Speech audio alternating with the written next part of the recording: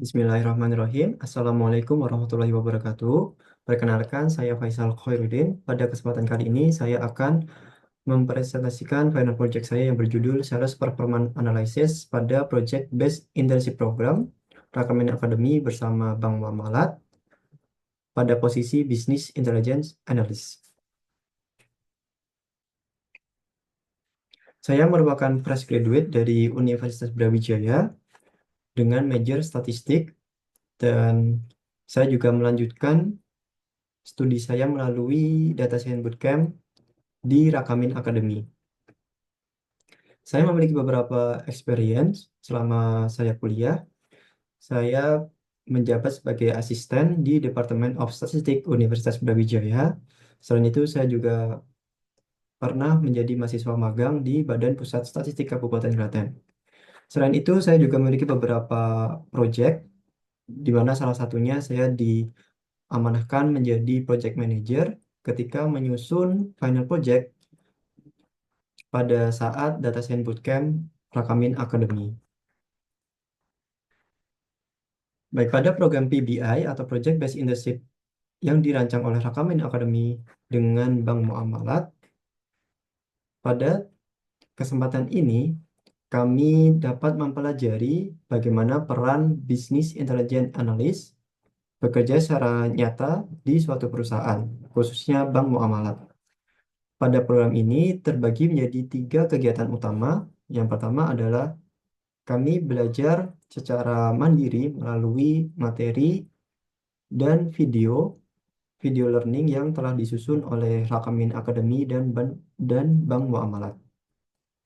Selain itu, nanti di setiap akhir pekannya, kami akan melakukan review bersama expert mengenai materi-materi yang telah kami pelajari secara mandiri. Selain itu, kami juga akan menghadapi post-test di akhir pekannya untuk menguji apakah kami telah memahami materi tiap pekannya secara baik.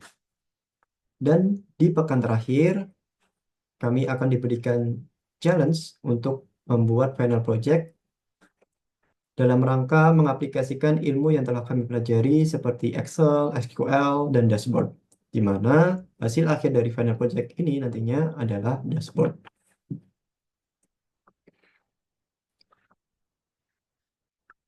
Untuk membuat dashboard, tentunya kita perlu memahami terlebih dahulu data yang kita hadapi, di mana di sini kami memiliki data terkait sales transaction yang ada di PT Sejahtera Bersama. Sebagai Business Intelligence Analyst, kami ditugaskan untuk dapat menganalisa dan mengelola data tersebut untuk menjadi insight yang dapat dimanfaatkan perusahaan maupun stakeholder. Terdapat 4 dataset secara terpisah, yaitu customer, product, order, dan produk kategoris. Di sini nantinya kami akan menjawab beberapa challenge utama, yaitu mengidentifikasi primary keys, mendefinisikan table relationship, membuat master table. Selanjutnya adalah data visualization dengan data studio yang merupakan versi terbaru dari Looker Studio. Dan yang terakhir adalah business recombination.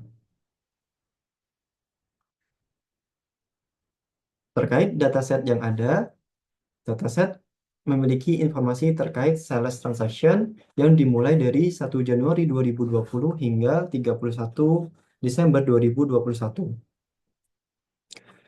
Yang pertama terdapat tabel customer yang terdiri dari 2123 baris dengan 9 kolom yang berisi informasi seperti identitas customer maupun alamat customer. Kolom-kolomnya seperti customer ID, customer email, customer phone, dan customer address. Dan masih ada beberapa kolom lainnya. Selanjutnya adalah tabel products yang terdiri dari 70 baris dengan 4 kolom yang memuat informasi terkait katalog produk beserta harganya. Kolom-kolomnya seperti product number, product name, kategori, dan price. Yang ketiga, ada tabel orders terdiri dari 3.339 baris dengan 5 kolom. Memuat informasi transaction record yang menghubungkan antara tabel customer dengan produk. Kolom-kolomnya seperti order ID, date, customer ID, prod number, dan quantity. Yang terakhir adalah produk kategori. Terdiri dari 7 baris dan 3 kolom, memuat informasi pengelompokan dari produk-produk secara lebih umum lagi. Kolom-kolomnya seperti kategori ID, kategori name, dan kategori abbreviation. Challenge pertama adalah identifikasi primary keys. Primary keys ini berfungsi nantinya sebagai identitas utama untuk membedakan tabel satu dengan tabel yang lainnya. Dan nantinya dapat dimanfaatkan juga untuk menghubungkan antara beberapa tabel secara sekaligus. Oleh karena itu, sifat dari primary keys adalah unik atau berbeda-beda setiap barisnya. Secara analogi atau gambaran awal, kita dapat mengidentifikasi kolom atau field yang menjadi primary keys berdasarkan namanya. Ciri-cirinya adalah kolom yang memiliki nama ID, karena tentunya ID adalah bersifat identik atau unik. Oleh karena itu, di sini saya melakukan gambaran umum untuk penentuan primary key setiap tabelnya, yaitu customer ID menjadi primary key dari tabel customer, prod number menjadi primary key dari tabel product, order ID primary key dari tabel order, dan terakhir kategori ID adalah primary key dari produk kategori. Dan untuk memastikan bahwa penentuan dari primary key ini telah tepat, saya juga memanfaatkan query dari SQL, di mana di tiap tabelnya ini sebenarnya mirip, hanya diganti di beberapa bagiannya saja. Saya akan menjelaskan di bagian tabel customer. Di sini saya mengambil informasi count bintang, yaitu akan memanggil atau mendapatkan informasi berapa banyak total baris yang ada di tabel customer. Selanjutnya adalah count distinct. Di sini akan menghitung informasi banyaknya baris yang unik atau yang berbeda-beda. Jadi ketika ada yang sama nantinya akan dihitung tetap satu. Dan di sini saya juga melakukan perhitungan selisih antara informasi pertama dengan informasi kedua untuk mendapatkan informasi duplicates. Ketika ada perbedaan dari kedua informasi ini, nantinya akan muncul informasi sebagai duplicates.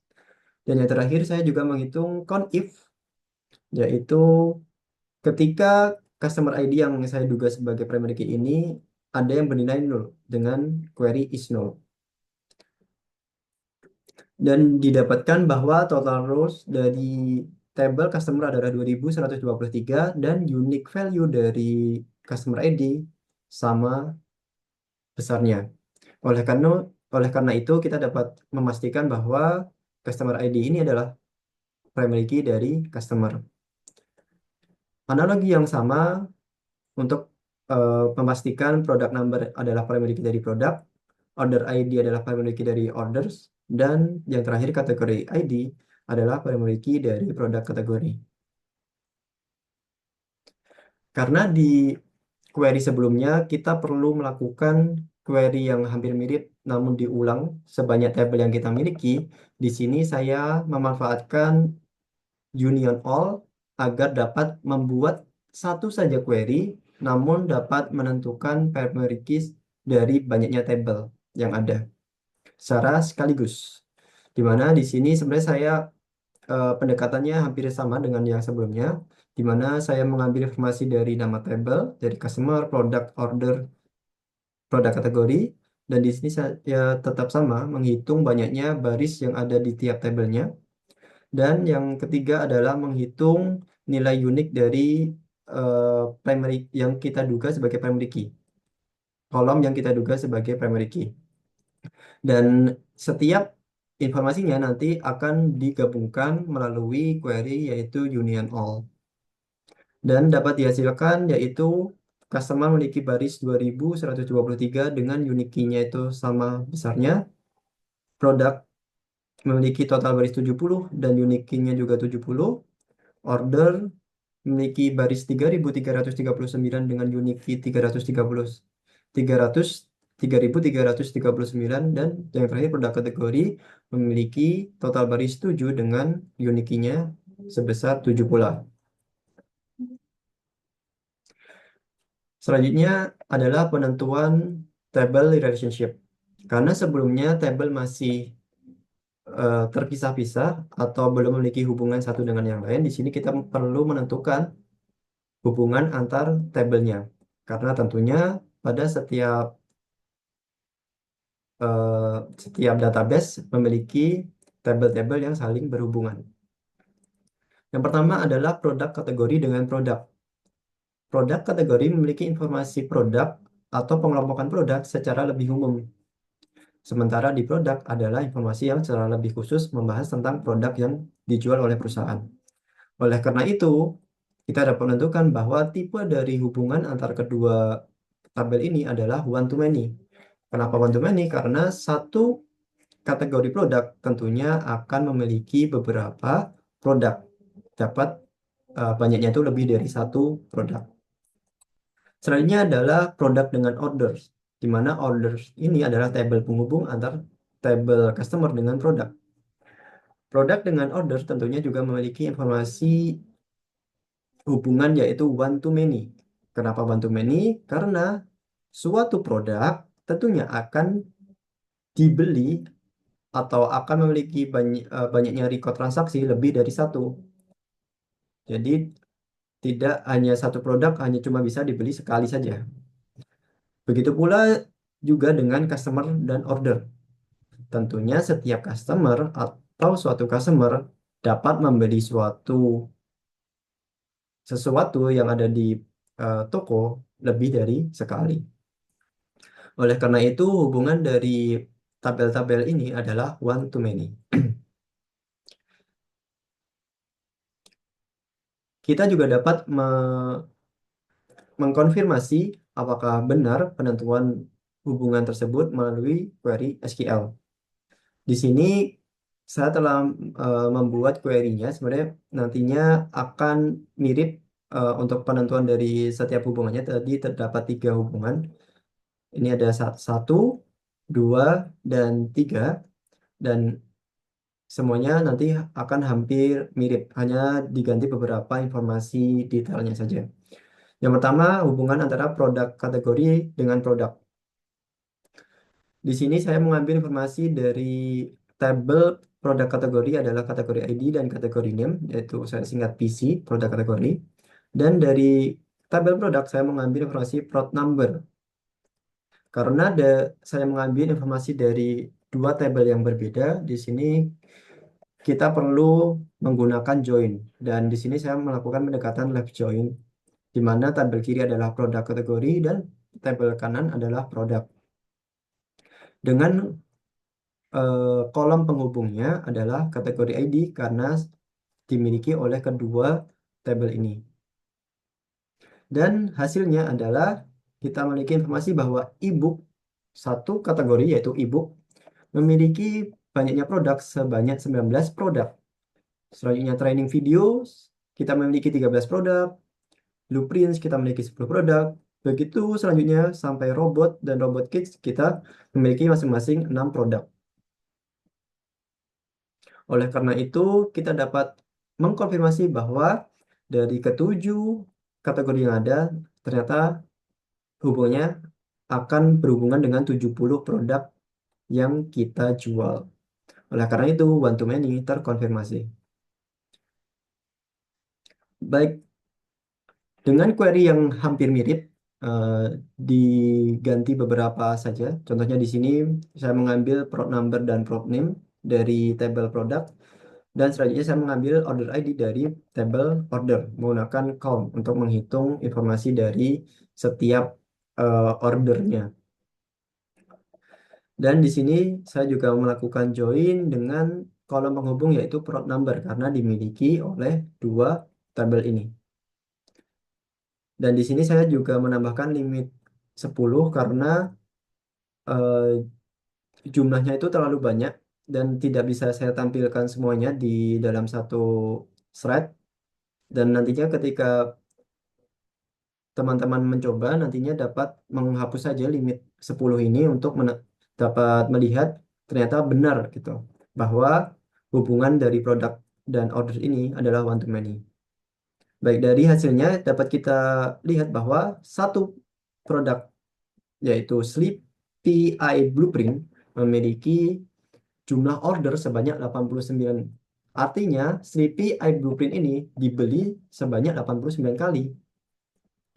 AI for Educators dibeli sebanyak 64 kali. Begitu pula hingga Pola Robot dibeli sebanyak 58 kali. Oleh karena itu, dari beberapa produk, yaitu produk yang ada, ternyata hasilnya nanti sama dengan total dari baris yang ada di order, yaitu 3.339. Oleh karena itu, one to many terkonfirmasi pada hubungan antara produk dengan order. Selanjutnya yang terakhir adalah customer dengan order. Sebenarnya ini mirip, masih mirip, hanya berbeda di bagian sini, baris ketiga. Karena saya ingin mendapatkan informasi dari nama pelanggannya, dan nama pelanggannya di tabel customer itu terpisah, yaitu first name dengan last name, dan saya ingin menggabungkannya, tentunya saya membutuhkan query yaitu concat. Sehingga nantinya akan mendapatkan informasi seperti ini, Suki Diksi, secara eh, menjadi satu kesatuan. Dan di sini saya juga tetap menggunakan limit 10 karena tentunya jumlah customer kita tidak hanya 10 orang gitu. Masih ada beberapa customer. Dan di sini dapat kita lihat bahwa Suki Diksi ini ternyata melakukan 7 kali transaksi. Pinky Waitan memiliki jumlah transaksi sebanyak 6. Begitu pula dengan pelanggan-pelanggan yang lain. Hal ini tentunya akan mengkonfirmasi bahwa satu customer dapat membeli di toko kita berkali-kali, tidak hanya sekali saja tentunya. Baik, yang ketiga diminta untuk membuat master table, di mana master table ini adalah tabel utama yang nantinya kita dapat gunakan dalam pembuatan dashboard nanti di challenge 4. Informasi-informasi yang dibutuhkan adalah informasi date yang ada di table orders, informasi kategori name yang ada di table produk kategori, product name yang ada di produk, price yang ada di produk, quantity yang ada di table order, dan di sini kita juga memerlukan informasi total sales yaitu banyaknya penjualan yang kita lakukan. Di sini saya menggunakan rumus yaitu quantity dikali dengan price. Nantinya akan secara langsung SQL akan mengkalikannya sekaligus. Dan kita juga memerlukan informasi dari customer yaitu customer email dan customer city. Karena karena kolom-kolom yang kita ambil dari keempat tabel yang berbeda, tentunya di sini kita memerlukan join. Nah, join yang berbeda penerapannya dengan join-join yang sebelumnya. Join yang ada di sini tentunya nanti akan stack atau beruntun. Di sini pertama kali saya melakukan join antara order dengan customer. Dengan kolom penghubungnya yaitu customer ID karena dimiliki oleh table orders dan customer. Selanjutnya saya stack lagi joinnya dengan produk melalui product number karena dimiliki oleh order dan eh, table produk. Dan yang terakhir yaitu produk kategori yang dihubungkan dengan kolomnya yaitu kategori ID yang dimiliki oleh table produk dan produk kategori. Dan selanjutnya disusun atau diurutkan berdasarkan date yang ada di produk, maaf, yang ada di table order secara ascended atau dari paling awal atau paling lama hingga paling terbaru, yaitu Januari tanggal 1 2020 hingga 31 Desember 2021. Dan hasilnya nanti akan terlihat seperti yang ada di bagian kanan yang nantinya akan dimanfaatkan sebagai bahan untuk pembuatan dashboard melalui Data Studio. Baik, ini adalah hasil dari visualisasi melalui Data Studio yang merupakan versi terbaru dari Looker Studio. Dan mungkin saya akan menjelaskannya secara langsung melalui Looker Studio. Maaf, data studi maksud saya. Oke, baik. Kita telah masuk di data studio atau dashboard yang saya buat, di mana informasi-informasi yang saya tampilkan di bagian atas adalah informasi-informasi umum yang nantinya dapat dimanfaatkan oleh stakeholder untuk melakukan checking terhadap hasil dari perusahaan kita. Di sini ada total sales dari awal hingga akhir 2020 hingga 2021 dan nantinya dapat dirubah-rubah juga ya dari sini filternya ada kategori name, ada product name, tentunya ada city, year, dan month. Dan di sini adalah jumlah transaksi secara total sesuai dengan baris yang ada di orders tentunya, yaitu 3.339 orders. Dan selanjutnya adalah total quantity, yaitu jumlah produk yang terjual, yaitu sebanyak 11.654 produk atau unit. Selanjutnya adalah average size per order. Ya, ini adalah rata-rata berapa banyak biaya yang dikeluarkan oleh customer setiap pembelian, setiap transaksi. Selanjutnya di sini saya menyusun informasi baik dari size maupun quantity dari city, kategori, dan produk. Dan nantinya dapat dilihat ya informasinya seperti misalnya contohnya kota mana yang ternyata menyumbang sales terbesar. Oh, ternyata Washington lah. Sales terbesar itu 55.000 dolar. Jika quantity yang ingin dilihat ya bisa saja tinggal klik bagian quantity. Oh, ternyata masih Washington nih. Artinya sejalan berbanding lurus antara quantity dengan sales di kota Washington. Banyaknya quantity tentunya juga akan menambah banyaknya sales gitu. Begitu pula dengan kategori, yaitu contohnya di sini adalah robot yang mendominasi bagian sales, yaitu sebanyak 743.000 dolar. Tentunya hal ini juga sangat dimaklumi ya, karena harga dari produk-produk robot ini lebih mahal daripada produk-produk yang lainnya. Walaupun secara kuantiti sebenarnya adalah yang paling besar yang terjual adalah e-books. Namun karena e-books ini lebih murah harganya, tentunya dari salesnya atau dari nilai mata uangnya akan lebih rendah.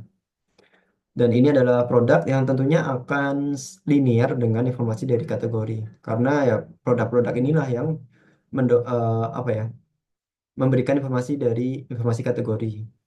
Dan selanjutnya di sini saya menambahkan dari informasi runtun waktu, time series, baik YOY maupun year on year maupun month on month. Di sini dapat kita lihat perbandingan dari tahun ke tahun, perbandingan bulannya ya, seperti Januari 2020 ternyata 2021-nya turun, Februari juga begitu, Maret juga begitu, ternyata April ini ada kenaikan. Sebenarnya kebanyakan dari bulan-bulan yang kita miliki 2020 dibandingin 2021, ternyata 2021 ini turun gitu. Dan hanya terjadi peningkatan dan sangat signifikan di bulan Juni. Dan untuk month on month ini urut karena perbandingannya adalah Januari 2020 dengan Februari 2020, bukan Januari 2020 dengan Januari 2021. Karena tentunya akan lebih memiliki insight juga karena ketika runtutan waktunya lebih dekat tentunya juga akan mendapatkan informasi secara lebih jelas. YOY ini melihat informasi dari eh, hubungan, apakah ada hubungan secara time series yang beruntun seperti annual atau quarterly, nanti dapat dilihat dari year on year. Nah, untuk month on month ini perbandingan eh, bulan saat ini dengan bulan yang lalu atau nantinya dapat juga bulan yang lalu sebelumnya lagi gitu. Dan yang terakhir adalah saya memperlihatkan EOV yang disimbolkan dengan besarnya bubble. Contohnya di sini robot memiliki EOV yang paling tinggi yaitu 2.555. Dan tentunya sangat wajar karena harga robot ini lebih mahal dibandingkan harga-harga yang lain tentunya kalau dibandingkan dengan jumlah transaksinya nantinya mendapatkan nilai AOV yang tinggi. Berbanding terbalik dengan e-book, selain video dan blueprints. Dan di sini kita juga dapat melihat bahwa disusun dengan dua matriks yaitu order quantity dengan total sales. Dapat kita lihat ternyata secara banyaknya order, e-books lah yang paling tinggi, tetapi menyumbang salesnya itu rendah. Sementara robot, dia order quantity-nya rendah, tetapi menyumbang total sales yang paling tinggi.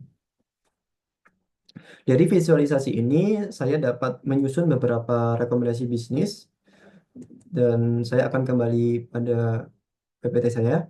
Baik, yang pertama adalah rekomendasinya adalah menangani penurunan pendapatan secara sistematik, di mana periode 2020 hingga 2021 bertepatan dengan pandemi COVID-19. Sebuah guncangan besar terhadap daya beli masyarakat, aktivitas luar ruangan, dan rantai ekonomi secara global sangat terpengaruh.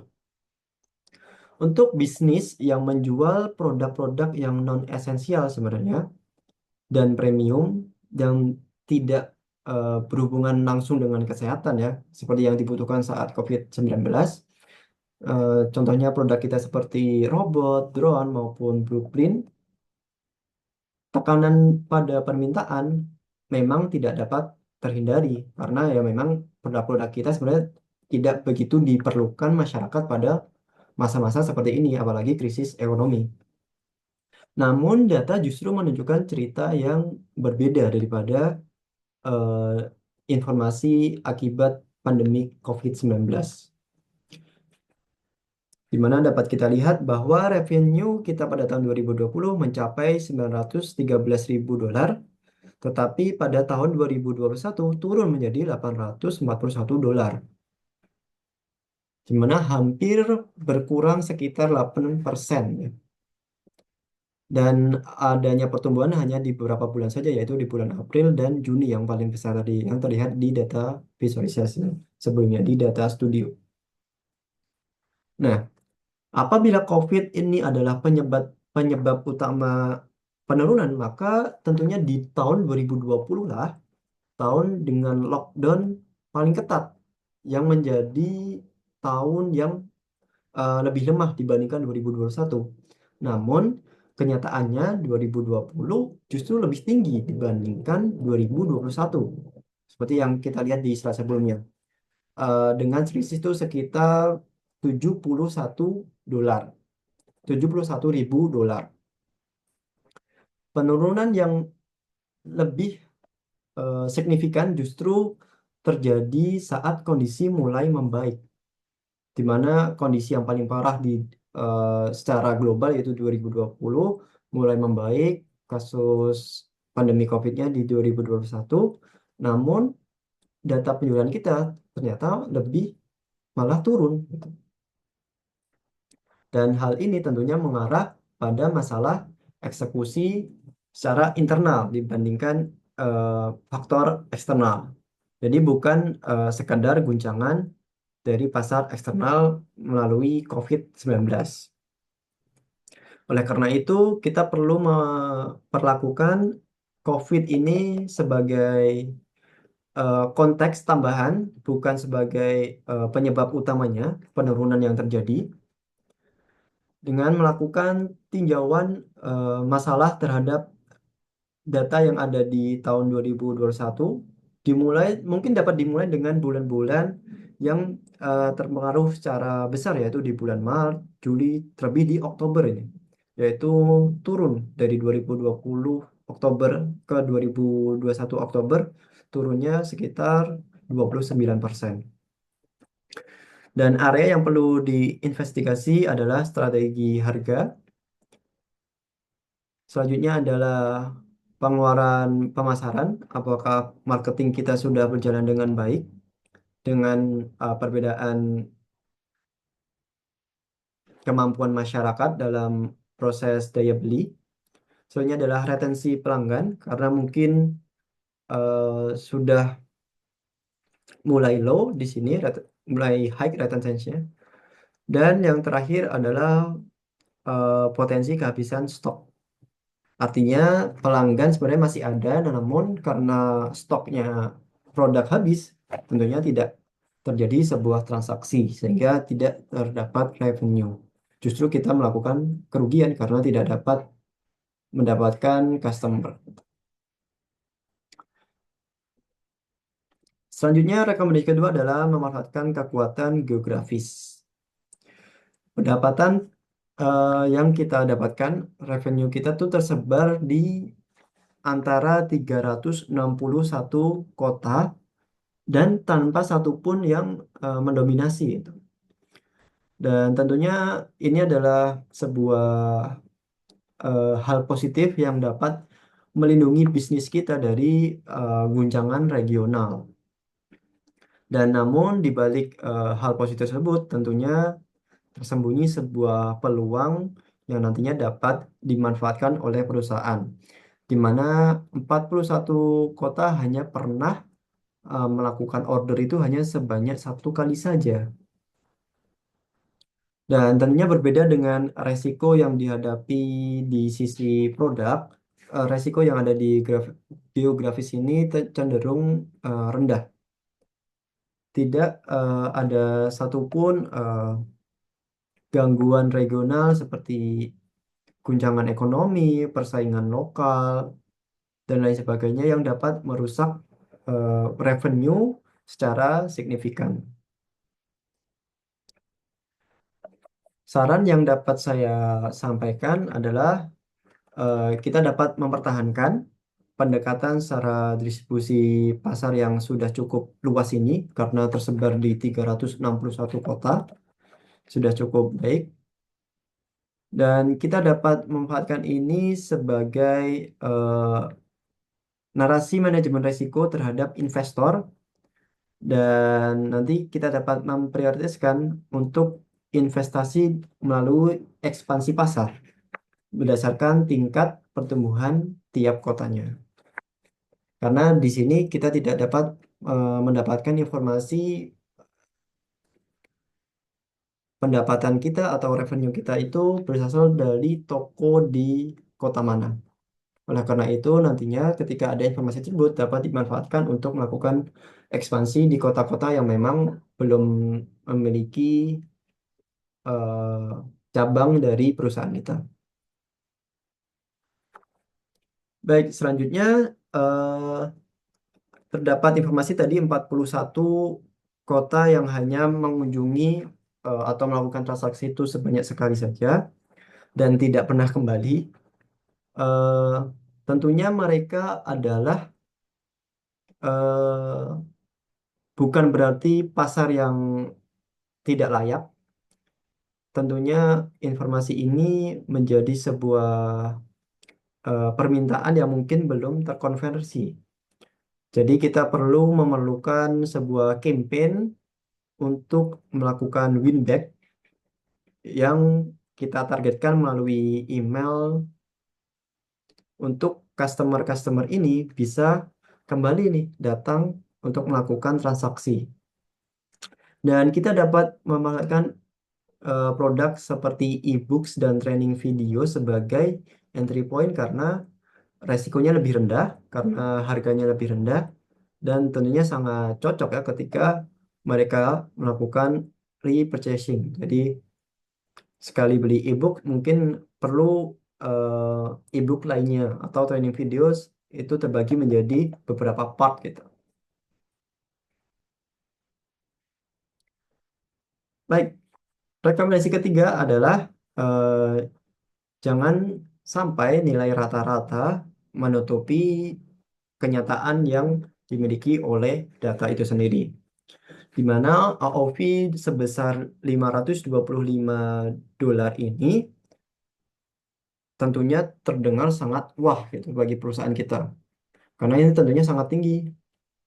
Jadi nilai per ordernya itu 525 kalau kita lihat dari rata-rata. Kebanyakan order sebesar 525. Namun ketika kita bandingkan dengan nilai median yang hanya berkisar dinilai $128, tentunya akan menceritakan hal yang berbeda dengan apa yang ada di informasi dari rata-rata. Dengan standar deviasinya juga sangat tinggi, yaitu 843.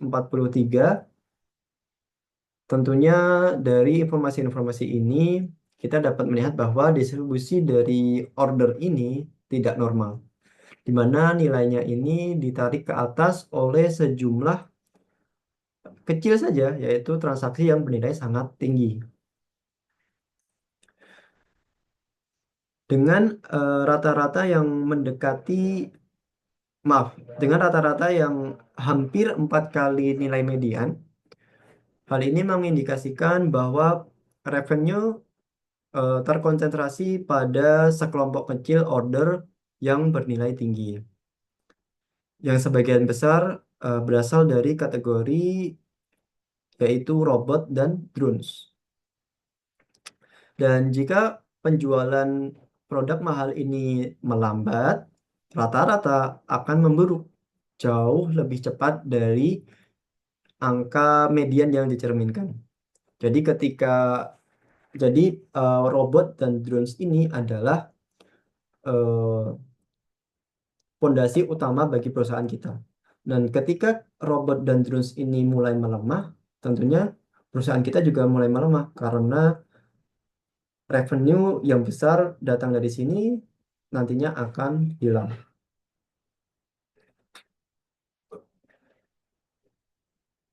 Rata-rata kuantitas dari per order itu sebanyak 3,49 unit. Artinya eh, setiap pelanggan yang melakukan order itu membeli 3 sampai 4 atau sebenarnya maksimalnya adalah 6 unit. Dan perilaku pembelian ini dapat dilihat dari informasi bahwa pada order yang nilainya itu lebih dari $1.000 hanya terjadi pada 540 order. Namun mereka menyumbang 66,5% dari total revenue. Sementara di sisi lain, dengan order nilainya kurang dari $100, terjadi sebanyak 1.491 order dan hanya menghasilkan 4,63% dari total revenue. Dan dari sinilah perilaku pembelian dapat dilihat bahwa terjadi segmentasi bimodal, yaitu dua segmentasi secara sekaligus, di mana sekelompok kecil pelanggan melakukan pembelian besar bernilai tinggi, sementara kelompok yang jauh lebih besar melakukan pembelian kecil namun lebih sering. Dan kedua kelompok tersebut tentunya membutuhkan strategi yang berbeda dalam pendekatannya. Kelompok yang pertama, kita membutuhkan retensi dan account management untuk menjaga agar mereka tetap membeli produk di perusahaan kita. Dan kelompok yang kedua, yaitu yang kurang dari $100, kita membutuhkan program upselling sehingga nantinya dapat menjadi pelanggan dengan tier yang lebih tinggi. Dan kita dapat melakukan segmentasi pelanggan ini berdasarkan tier nilai order dalam sistem CRM atau marketing system, dengan membuat program loyalitas atau diskon untuk eh, pelanggan dengan segmen pembelian itu lebih dari $1.000, dan upselling dengan contoh yaitu bundles atau starter kit pada segmen pelanggan yang pembeliannya itu hanya di $100. Selanjutnya rekomendasi berikutnya adalah mengenai dua bisnis dengan dua strategis. Jadi dari rekomendasi sebelumnya bahwa robot dan drones ini menghasilkan hampir 70% dari total revenue dari perusahaan dengan kurang dari 20 unit yang terjual. Sementara itu, e-book, training video, dan blueprint yang menjadi unit yang paling banyak terjual hanya berkontribusi kurang dari 9% dari total revenue. Bisnis yang ada di perusahaan ini pada dasarnya menjalankan dua model yang sangat berbeda. Karena tadi sebenarnya kita fokus kepada customer, pada saat ini kita fokus kepada kategori yang ada. Di mana bisnis hardware seperti robot dan drones ini memiliki pendapatan yang tinggi namun volumenya rendah. Sementara itu, bisnis digital seperti e-books, training videos, dan blueprint ini memiliki volume yang tinggi namun nilai konversi terhadap revenue ini rendah. Dan kita perlu menerapkan strategi yang berbeda untuk masing-masing dari kelompok kategori ini. Robot dan drones kita perlu melindungi produknya melalui positioning premium dan eh, pemenuhan supply-nya agar customer mendapatkan produk. Dan selanjutnya di e-books, training videos, dan blueprints, kita perlu menggunakan proses seperti bundle yang nantinya dapat mengonversi pelanggan menjadi pelanggan di atasnya yaitu hardware, robot, dan drones. Jadi kita dapat melakukan bundles antara segmen satu dengan segmen kedua ketika produk itu saling berhubungan. Baik, selanjutnya yang terakhir adalah rekomendasi yang kelima, yaitu eh, kita dapat perkuat yang sudah ada saat ini dan dapat mengevaluasi yang memang sebenarnya tidak eh, sangat yang tidak begitu berpengaruh secara signifikan terhadap revenue. Di mana bisnis yang telah kita hadapi ini ternyata sudah sangat jelas ya pendapatannya itu didominasi oleh produk-produk mana saja. Dan kita dapat melihat tadi kategori yang mendominasi yaitu produk dari kategori robot dan drones. Dan tentunya produk-produknya pun tidak akan jauh berbeda, yaitu ternyata 10 produk dari robot dan drones ini dapat menyumbang 61% dari total revenue. Sementara itu, keseluruhan produk blueprint yang terjual hanya berkontribusi sebesar 1% saja, bahkan lebih kecil. Dan tentunya dari 10 produk robot dan drones ini lebih efisien baik dari sisi logistik juga. Namun, ini juga menciptakan resiko konsentrasi yang akan sangat signifikan, di mana gangguan pasokan atau penghentian produk atau perubahan harga pada salah satu produk dari 10 produk top 10 produk kita akan sangat tambah besar nantinya pada revenue perusahaan. Sehingga kita perlu memprioritaskan jaminan inventaris, kita juga melakukan supply dan dapat melakukan demand forecasting khususnya untuk top produk kita sehingga nantinya kita tidak akan kehilangan eh, pendapatan atau revenue dari produk-produk terkait. Sementara itu untuk blueprint sebagai produk-produknya yang hanya menyumbang kurang dari 1%, di sini nilainya persis di 0,94% untuk total revenue.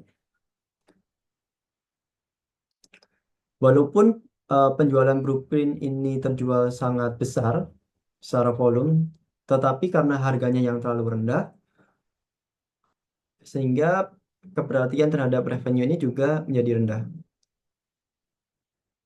Dan kita dapat melakukan strategi seperti ads-on yang gratis atau biaya yang lebih rendah bersama dengan pembelian robot kits ataupun drone kits. Dengan alih-alih menjualnya sebagai produk yang mandiri, kita dapat melakukan bundling saja dengan produk-produk yang lain yang memiliki eh, nilai jual yang lebih tinggi. Dan kita juga perlu mengevaluasi dari penghentian produk dengan performa terendah seperti Cat Robot Blueprint dan Panda Robot Blueprint, di mana jika strategi banding tidak meningkatkan margin secara keseluruhan. Jadi ketika saran pertama yaitu banding tidak signifikan terhadap revenue, kita juga bisa saja melakukan stop produk atau stoknya dari produk-produk yang tidak begitu menarik bagi mata customer. Baik, sekian yang dapat saya sampaikan. Kurang lebihnya mohon maaf. Wassalamualaikum warahmatullahi wabarakatuh.